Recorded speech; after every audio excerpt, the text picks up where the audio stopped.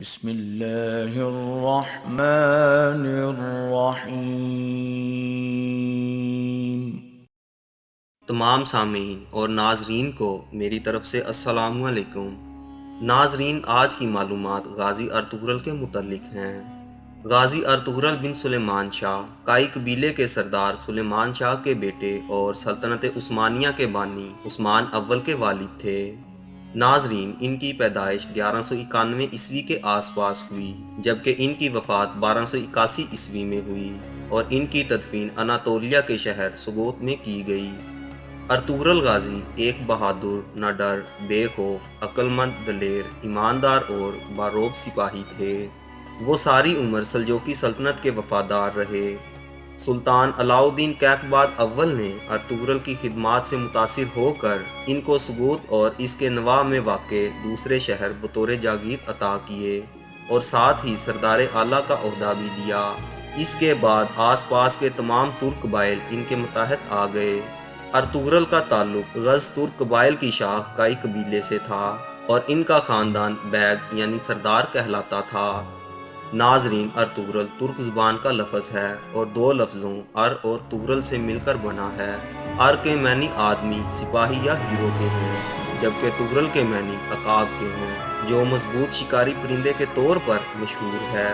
یوں ارطغرل کے معنی عقابی شخص، عقابی سپاہی یا شکاری کے بنتے ہیں۔ ناظرین، ارطغرل کی زندگی کے احوال اور ان کی سرگرمیوں سے متعلق پختہ معلومات نہیں ملتی، البتہ ان کے بیٹے عثمان اول کے ڈھالے ہوئے سکوں سے تاریخی طور پر ان کے وجود کی تصدیق ہوتی ہے۔ ان سکوں میں عثمان اول نے اپنے والد کا نام ارطغرل نقش کروایا تھا۔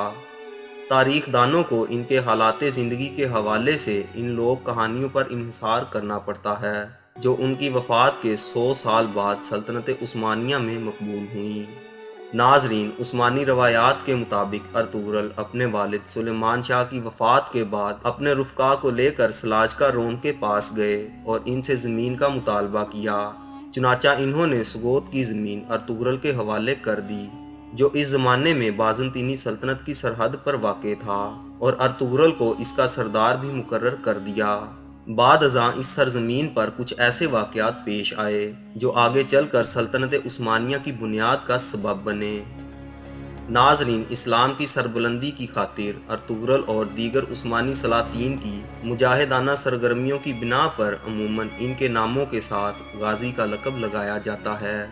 ارطغرل غازی عمر بھر سلجوقی سلطنت کے وفادار رہے، لیکن ان کی زندگی کے آخری ایام میں سلجوقی سلطنت اپنی آخری سانسیں لے رہی تھی اور منگول سلطنت نے پورے اناطولیہ پر قبضہ کر لیا تھا، جو ان کے لیے سخت تشویش کا باعث تھا، اور ان کی آرزو تھی کہ ایک عظیم اسلامی سلطنت کا قیام عمل میں آئے۔ چنانچہ ارطغرل کے سب سے چھوٹے بیٹے غازی عثمان اول نے ان کا یہ خواب پورا کیا اور ایک عظیم و شان سلطنت عثمانیہ کی بنیاد رکھی۔ ناظرین، ارطغرل غازی کی وفات ترکی کے شہر سگوت میں 1281 عیسوی میں ہوئی۔ وفات کے وقت ان کی عمر 90 سال سے زیادہ تھی۔ وہ ترکی کے شہر سگوت میں مدفن ہیں۔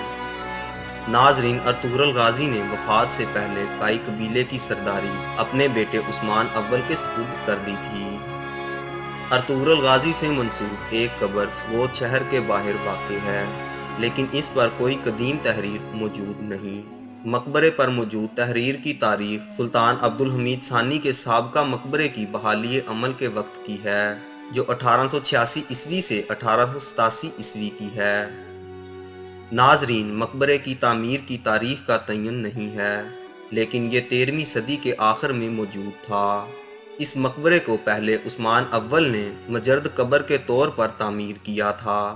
بعد میں سلطان محمد اول کے دور میں اس قبر کو مقبرے میں تبدیل کر دیا گیا، پھر مصطفیٰ ثالث کے دور میں دوبارہ تعمیر کیا گیا اور اصل عمارت کی ہیئت تبدیل کر دی گئی۔